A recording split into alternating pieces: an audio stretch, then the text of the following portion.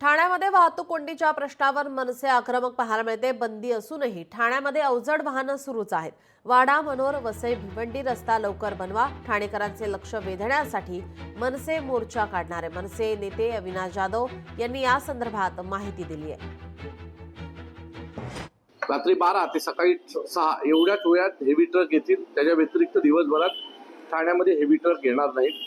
पण आज जर तुम्ही ठाण्यात फिराल तर ठाण्यात दुपारी देखील हेवी ट्रक होते, संध्याकाळी आता देखील हेवी ट्रक आहेत। सो कुठलाही एखादा ज्या वेळेला नोटिफिकेशन निघतं त्यावेळेला आपण जबाबदार आहोत आणि जबाबदारीने या सगळ्या गोष्टी करायला हव्यात। संपूर्ण ठाणेकरांचं लक्ष या गोष्टीकडे केंद्रित करण्यासाठी आणि त्यांचा आवाज बनण्यासाठी आम्ही हा मोर्चा काढतोय। कारण प्रत्येक ठाणेकर या सगळ्या गोष्टीला त्रस्त आहे, पण कोणाकडे जावं, याचं सोल्युशन काय हे त्यांना माहीत नाही।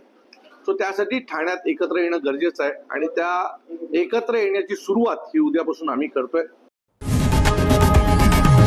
लोकशाही मराठी ऐका, पहा, जागरूक रहा।